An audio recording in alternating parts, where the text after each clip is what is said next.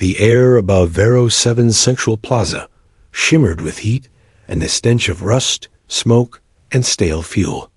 The square had been built for punishment, not justice, its corroded girders forming a cage of spectacle where shame could be wrung dry before the crowd. Traders with patched jackets leaned against railings. Grease-smeared dockhands shouted for blood, and thin children clutched each other as if punishment were a kind of theater they had been raised on. Tonight's act was no different.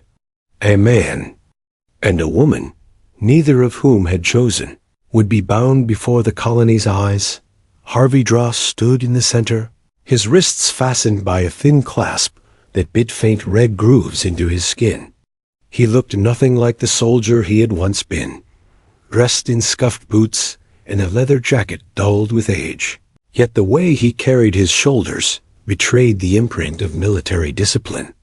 The Federation had left its mark on him years ago during the Outer Rim campaigns, and though he had traded rifles for record ledgers, the weight of command still lived behind his steady gaze. He had come to Vero 7 for quiet work, believing the audit of shipments and manifests was a kind of peace he deserved. But peace had no place here, not for a man who had refused to bend numbers for the trade syndicate smuggling. Now stripped of choice, he was paraded for correction. The officer in gray, his silver clasps gleaming, raised his voice so the crowd at the edges could hear. Harvey Dross, guilty of interference with sanctioned commerce, shall be corrected by binding. He is wed this night under council order to property purchased at market value. The word property lingered like poison, and the crowd roared approval. At the edge of the platform, handlers dragged their chosen spectacle forward. Naira stumbled into the torchlight, her knees striking stone before she forced herself upright. Her long white hair hung in greasy tangles, strands veiling a face streaked with dirt. Skin of faint violet shimmered beneath the grime, marked by the metal disc that swung from her throat. A number was stamped across its surface, her price, her value, 5 credits. The laughter came instantly, cruel and sharp. Men called her worthless. Women muttered that even broken tools cost more. Children pointed with bright, hungry eyes, learning cruelty before kindness. Harvey did not join their mockery. He looked at her, really looked, and in the briefest glance she returned, he saw something the crowd missed. Anger. Not the wild kind that lashes out, but anger pressed down, compacted into a hard ember. He knew it because he had carried the same in war. When orders condemned men for nothing, the officer thrust the slate into his hands. Sign and press your thumb. The union will be recorded. Harvey read the text quickly. It wasn't a marriage. Not truly, just another form of branding. By signing, he was meant to accept shame, to carry with him the stink of her body and the sneers of the colony. He could refuse, walk away, but exile would follow, and exile on Vero 7 was a slow death. In the dust, his jaw tightened. He looked once more at Naira, saw the shallow rise of her chest, the way her lips pressed shut against the insult they all waited for her to speak. He thought of what refusal meant for her. Dragged back to the stalls, sold again, perhaps to someone who enjoyed breaking what little spirit she had left. His voice cut through the laughter. Remove the chain from her neck first, the officer frowned. After the signing. Harvey's tone did not rise, but the steel in it was unbending. Now, for a moment, the plaza stilled. The handler grumbled, then sparked a cutter against the clasp. The chain snapped, and the numbered disc fell with a metallic clink that echoed across the square. The sound carried like a gavel striking judgment. Naira's hand rose shakily to her throat, tracing the raw red lines left behind. Her golden eyes flicked toward Harvey, searching. The officer pushed the slate closer, irritated. Harvey pressed his thumb to the pad. The slate chimed, printing a strip of polymer, and the officer held it aloft. Union recorded, Witnessed by the council, Harvey Dross is bound to this property. The crowd erupted in jeers. "Carry your prize," someone shouted, and laughter followed like a wave. Harvey did not wait for orders. He stepped forward and slid his arms beneath her, lifting her as though her weight meant nothing. She stiffened at the sudden closeness, pressing against his chest as if torn between resisting and clinging. Bread struck his boots. Insults rained down, but he ignored them all. His stride was steady, posture unbroken, gaze fixed forward. The crowd saw humiliation. Harvey felt only responsibility. The collar lay on the stone behind them, abandoned, and with it the illusion of theater. What he carried now was not punishment, but choice, and that choice would shape both their fates. The utility truck rattled along the cracked perimeter road, its engine coughing against the rise and fall of dunes the color of rusted metal. Harvey kept his hands firm on the wheel, his eyes scanning gauges as though they were anchors in a world that never stopped shifting beneath him. Beside him, wrapped in the oversized cloth he had pulled from the back seat, Naira sat with her body angled toward the window, legs drawn tight beneath her. The cloth swallowed her frame, its edges brushing the floorboard, yet she gripped it as if it were armor. The silence between them was heavy, broken only by the hum of the engine and the occasional hiss of sand against the undercarriage. Every mile they put between themselves, and the plaza carried the echoes of laughter, of jeers that had branded her as less than human, and him as her unwilling keeper. Naira could still hear the metallic clink of the collar falling, the sound like a ghost pressing against her throat. She wanted to believe it was gone, but the skin still burned with phantom weight. She glanced at him from the corner of her eye. His jaw was set, his profile carved sharp in the fading light, a man who looked like he had been cut from the same steel as the road they followed. He hadn't spoken since lifting her into the truck. She wondered if he was ashamed, or worse, calculating how best to keep her without drawing more mockery. The silence pressed until her chest ached. "Why didn't you refuse?" Her voice was hoarse, rough from thirst and disuse, but it carried enough sharpness to hide the fear beneath. "You could have walked away. No one forced you to carry me." He did not look at her, his eyes still on the road. "Refusing would have left you in the market. Someone else would have taken you. Maybe worse." She turned toward him, her golden eyes narrowing. "You think you saved me? They chained us both. They wanted your shame, not my life." His hands tightened slightly on the wheel, a flicker of tension across otherwise steady features. "They wanted humiliation," he said evenly. "I don't take orders from their jokes." Naira let out a bitter sound, something between a laugh and a scoff. She wanted to cut him with words, but the steadiness of his tone unsettled her. It was not arrogance. It was conviction. The truck climbed a ridge and rolled down into a basin, where the wreckage of old colony scrap lay half buried in sand. The far edge rose a squat cluster of cabins and fuel drums, their corrugated shells blackened by decades of storms. A leaning Cums tower jutted above them, a crooked spear against the sky.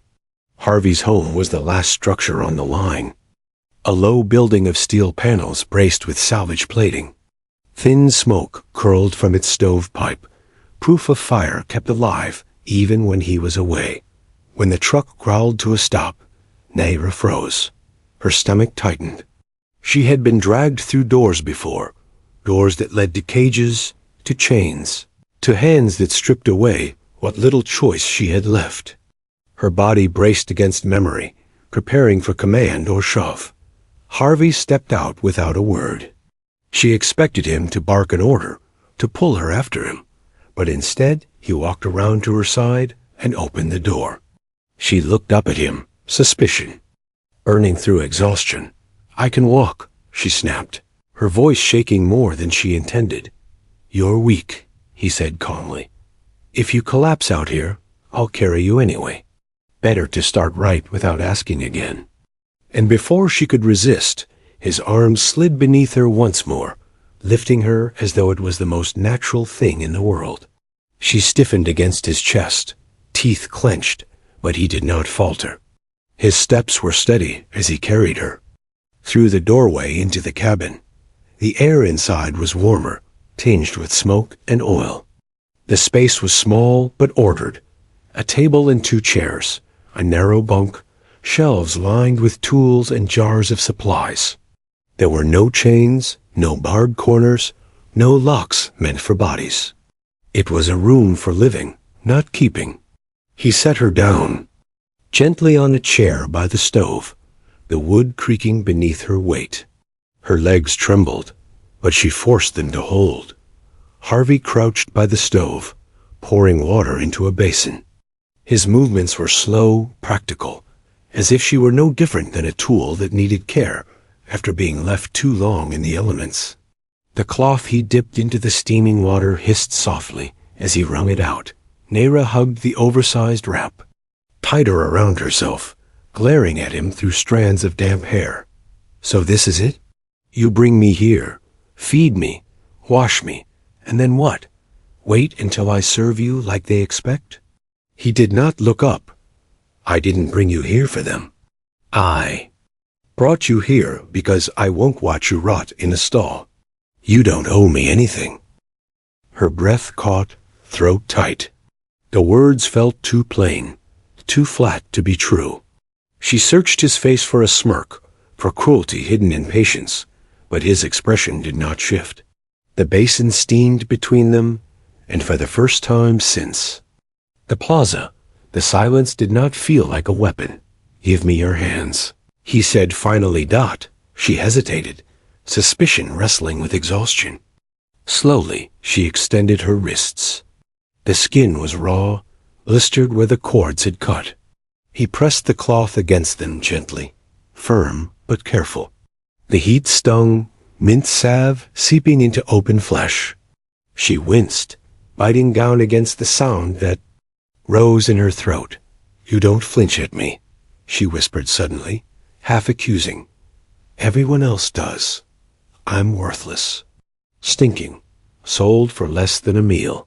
You're supposed to turn your nose away. He paused long enough to meet her eyes. His gaze was steady, cool steel behind it. I don't measure people by a market price. For a moment, her chest tightened with something more dangerous than shame. Something like hope, fragile and unwanted. She looked away quickly, clinging to the cloth around her body. But the words lingered, gnawing at her defenses. The stove cracked.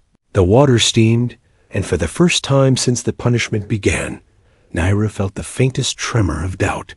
Not in him, but in her certainty that she would never be more than world had called her. The wind over the dunes howled like a restless animal, rattling the steel walls of the cabin.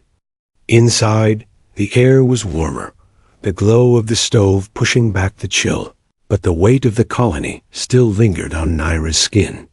She sat near the table, her body wrapped in the oversized shirt he had given her, damp hair spilling across, her shoulders in tangled strands. Harvey moved about the room with steady precision, repairing a broken latch on the window, as though nothing about their situation was strange. The quiet stretched too long, until it pressed against her chest. Naira's golden eyes followed his hands, the way his movements were methodical, unhurried, as if he were cataloging the space the same way he had once cataloged ledgers. She wanted him to falter, to betray the disgust she knew must be coiling beneath his calm. Instead, he hummed low under his breath, a habit so small it unsettled her more than cruelty ever had. The knock came sudden and hard, 3 rapid strikes on the steel door. Both of them froze. Harvey's head lifted, his eyes narrowing, posture tightening. Naira's heart hammered.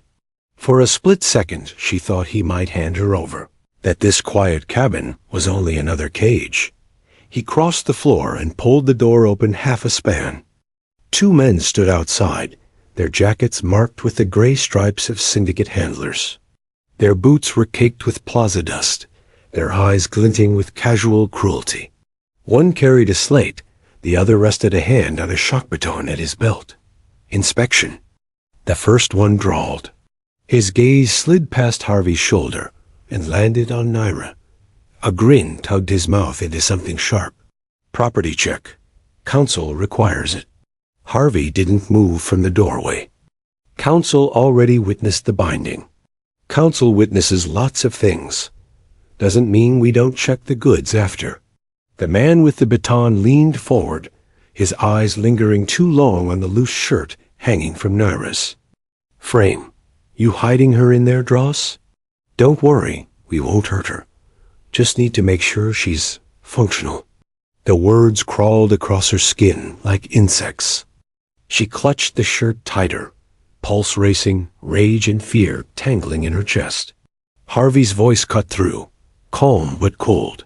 She's not your concern anymore. The baton clicked, power humming. Everything is our concern. You want to keep your contracts, you let us do our work. For a moment, the doorway was a blade's edge.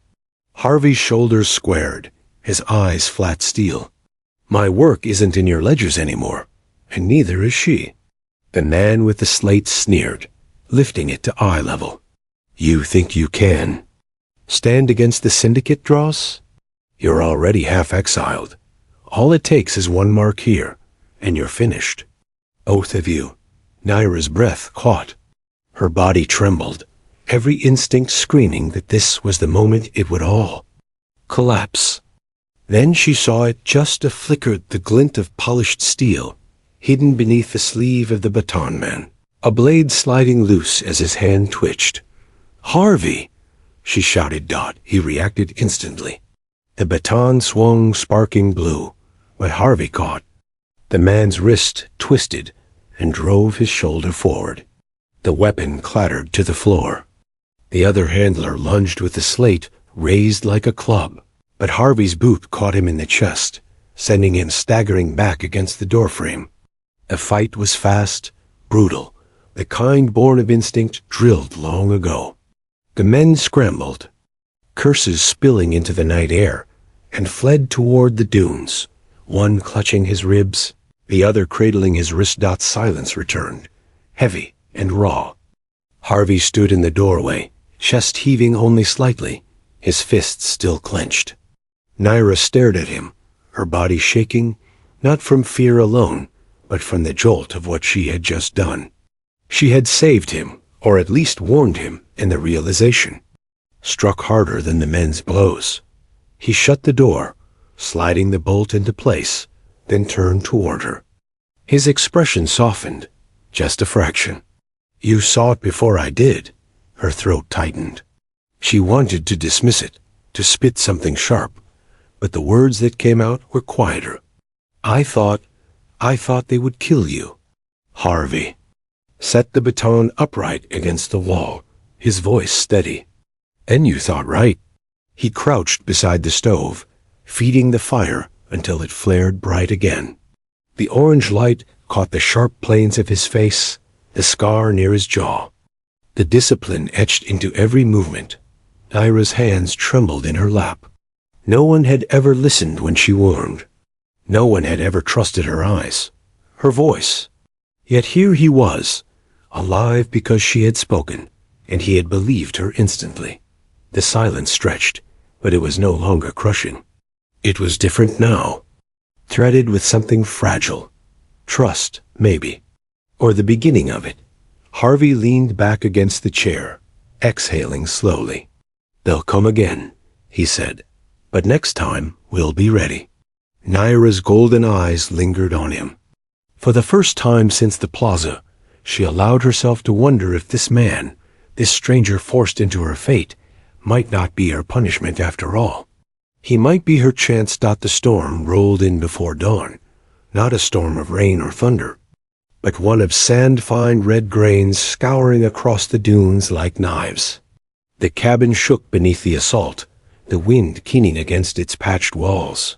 Inside, The air was dim and hazed with stove smoke, shadows bending across the floor. Naira lay curled on the bunk, wrapped tight in the cloth he'd given her, while Harvey sat at the table, a small lamp burning. Beside a spread of worn records and half-broken equipment dot the fight from the night before still clung to the air. The scuff marks on the floor where the handlers had stumbled hadn't yet been scrubbed away, and the baton propped in the corner hummed faintly with its dying charge. Harvey moved with the same quiet precision as always, his hands repairing a tangle of circuits, but there was a new weight in the way he paused, the way his eyes drifted toward the door, as though listening for footsteps in the sand. Naira stirred, blinking awake. Her throat was dry, her body sore, but her eyes fell instantly on the desk where Harvey worked. She had expected him to sleep, to collapse after fighting two men into retreat, but instead he was bent over the comparts, tracing lines of solder like a man trying to anchor himself in order. She pushed herself up slowly, her damp white hair clinging to her neck. "You don't rest," she said softly, suspicion lacing her tone. His gaze flicked up, then back to the circuits. "Not when they'll come again. Not when there's more to find out." She frowned, pulling the cloth tighter around herself. "Find out what?" Harvey set down his tool and lifted the small polymer strip they had forced into his hand at the plaza, the official record of their binding. He turned it in the light, the faint blue script glimmering across its surface. "The code doesn't read like a marriage ledger," he muttered. "It's older, Federation standard, something buried in their charter laws." Naira blinked, her heart quickening. "It's a contract, isn't it? That's all it is, paper chains." But Harvey's eyes had narrowed, sharp with the look of an auditor who had spent years chasing lies through figures. "It's more than that. It's a checksum, an access seal. Someone embedded data in this." He laid the strip against a cracked reader, forcing the device alive with a grunt. The lamp flickered as the circuit drew power. For a moment, nothing but static. Then the air shimmered faintly against the walls, a projection trembling into form grainy. Distorted, but clear enough. Naira's breath caught. Faces flickered through the haze, armored men, rifles raised, flames burning behind them. A convoy cutting down unarmed evacuees on a dust road, screams echoing faintly through the feed. At the edge of the image, she saw it, her people dragged. From the wreckage, wrists bound, collars fastened, her chest constricted. She pressed her fist to her mouth to stop the sound clawing its way up her throat. Harvey's jaw had locked, the scar near his cheek drawn tight. His eyes, normally so steady, faltered for the first time. In the grainy projection, insignia glinted on the soldiers' shoulders. Federation scout units, his units. He leaned closer, his voice low, raw. "This was one of my campaigns." Naira's golden eyes snapped to him, sharp with shock. "You!" "I wasn't there," he said quickly, his tone clipped, defensive. "Not in that convoy, but I know the orders. I know how it was written. Stand perimeter. Don't interfere. Watch." His voice thickened, edged with regret. "I did watch. Not this massacre, but others like it. Orders that left people to die. Orders I obeyed because I thought discipline was survival." The projection glitched, then sharpened. In its final moments, a signature flashed across the feed. The officer from the plaza, the gray coat with silver clasps. His voice filled the cabin, cold and official. Cargo received. Witnesses bound. Council ledger amended. The image died, leaving only the hiss of the stove and the rasp of the wind outside. Naira sat rigid on the bunk, her fists clenched in the fabric of the shirt she wore. Her heart pounded, memory clashing with present. For years she had been told her worth was a number, stamped into a chain. But now she saw herself in the footage, a body dragged, a witness sealed inside her own skin.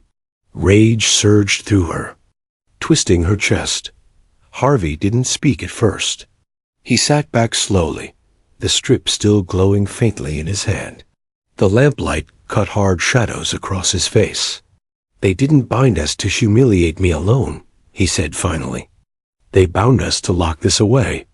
They made you property so the record would stay buried." Naira's breath hitched, fury burning behind her eyes. "So my body was never mine. Not even my memories. I was just—" Her voice cracked. "Hey, Vault." Harvey met her gaze, steel against gold. His voice was low but steady. "Not anymore. Now it's out. Now it's yours to wield." The words settled heavy in the room, heavier than the storm battering outside. For the first time since the plaza, Naira felt something sharper than fear. Not safety, not yet, but purpose. She pulled the shirt tighter and looked at him, eyes fierce. "Beneath the strands of white hair. Then help me. Break it open. Make them see." Harvey's hands tightened around the strip, the firelight catching in his eyes. He nodded once, the discipline of a soldier, bound now to something more than orders. "We will."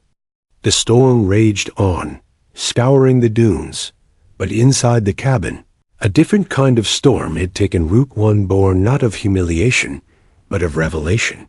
And both of them knew it had only just begun. The storm burned itself out by the second night, leaving Vero 7's dunes flattened into long ridges that shimmered under a dull orange sky. The air smelled of iron and grit, the residue of a world that never softened. Harvey's cabin stood at the edge of it all, its steel plating streaked red by sand. Inside, the glow of the stove painted the room in hues of amber, but it was no longer sanctuary. The syndicate had seen him fight. They had seen him carry her. And now he knew they would come again. Harvey moved through the cabin with the same calm as always, but his eyes swept the corners too often, his ears straining for sounds beyond the walls. On the table lay the polymer strip and the cracked reader, its screen dark now, its secret revealed. He kept glancing at it, like a soldier checking his rifle between patrols. Naira noticed. She noticed everything. She had taken to moving around the cabin with slow deliberation, testing her body against weakness. At morning she had risen early, broom in hand, sweeping grit from the floor. It was not gratitude. It was survival. If she did not move, her muscles would wither. Still, she caught his eyes on her as she worked, not lingering in hunger like men in the markets, but steady, measuring, watching everything beneath his roof dot by dusk. The decision had formed in him. He packed supplies into the utility truck water. Rations, dried food, the baton stripped for its charge pack, and a canvas roll containing maps scrawled with faded roots. When Naira stepped into the doorway, her hair damp from washing, her eyes narrowed at the sight. "You're leaving," she said flatly. "We are," Harvey corrected, tightening a strap. Suspicion flared in her voice. "Why?" He glanced at the horizon where the Combs Tower leaned, its broken spine a black silhouette. "Because they'll squeeze us out here, starve us, cut power. They already tried their inspection. Next time, they'll come with fire." His gaze returned to her, calm but firm. "We can't wait for them. We take the evidence out, broadcast it." Her throat tightened. The thought of leaving the cabin, of stepping back into the world that had jeered her down to 5 credits, made her stomach twist. "And if we fail? Then we die on our terms," Harvey said, his tone unflinching. "Not theirs." The words struck her harder than any blow. She wanted to laugh, to accuse him of madness, but the steadiness in his eyes pinned her. He believed it. And worse, he meant to carry her into it. They set out under the fading light. The truck groaned as it rolled over dunes, its frame rattling with every dip. Naira sat with her legs pulled close, the oversized shirt brushing her knees, her gaze fixed on the horizon. The land stretched endless, rust and shadow, broken only by half-buried wrecks of old colony machines. Wind hissed across them like ghosts. Hours passed in silence before she spoke. "Why do you keep calling me your wife?"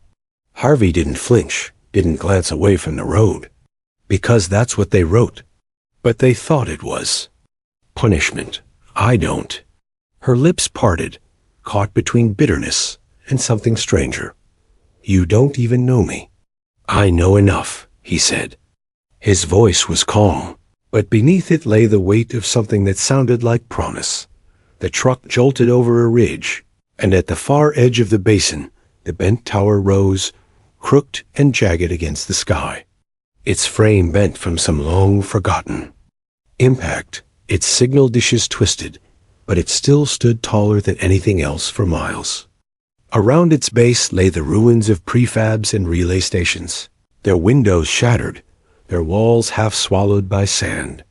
Harvey pulled the truck to a stop and killed the engine. The silence was immediate, broken only by the hiss of wind. He studied the tower as though measuring it for weakness. Naira studied him. "You believe this will work," she said quietly. "Yes." She hugged the shirt tighter, her golden eyes fierce. "Then teach me." His head turned toward her. For the first time, a flicker of something softened in his face, not surprise, but recognition. Without a word, he reached into the canvas roll and drew out a small rifle, its barrel worn but clean. He laid it across her knees. Her breath caught. She looked down at it, then up at him. "You trust me with this?" Harvey met her gaze, steady as ever. "I trust you already. Now I need you strong enough to trust yourself." The desert wind hissed around them, carrying with it the weight of old scars and new choices. She wrapped her hands around the rifle, fingers trembling but firming with each passing second dot in that moment. The punishment that had begun in the plaza shifted once more. No longer shame, no longer theater. It became preparation for a fight. Neither of them could yet name, but both were ready to face. Together, the bent tower loomed like a broken finger clawing at the sky. Rust streaked its ribs, and twisted dishes leaned at odd angles, but the old structure still thrummed faintly when the wind pressed through its beams, carrying echoes of voices long gone. Harvey guided Naira across the sand, their boots crunching.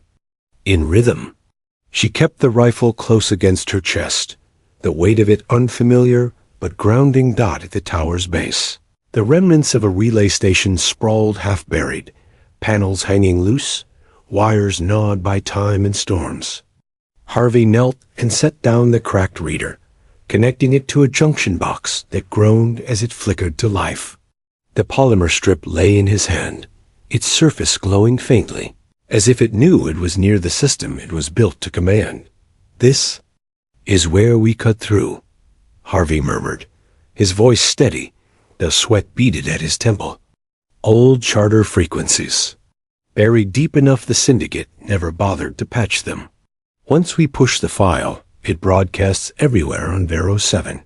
Naira scanned the dunes, the rifle awkward but ready in her grip. The horizon shimmered with heat, but she saw no figures, no movement, yet the silence pressed too heavy. Too watchful dot as Harvey worked. She crouched beside him, her hair whipping in the dry wind. When they see it, when the plaza sees what really happened, she hesitated, her throat tight. "They'll see me. Dragged, bound, sold. Again." He paused, his hand hovering above a switch, then looked at her. His steel-gray eyes carried no hesitation. "They'll see the truth. Not what they called you. What was done to you. What was done to all of them." Her lips trembled, the words trying to catch in her throat. For so long, truth had meant more pain. But he said it like it was a weapon hers to wield, not theirs. The system whined, screens blinking alive, fractured static spilling into the air. Harvey slotted the strip, and for a heartbeat, nothing. Then the projection bloomed, flickering above them, grainy but undeniable.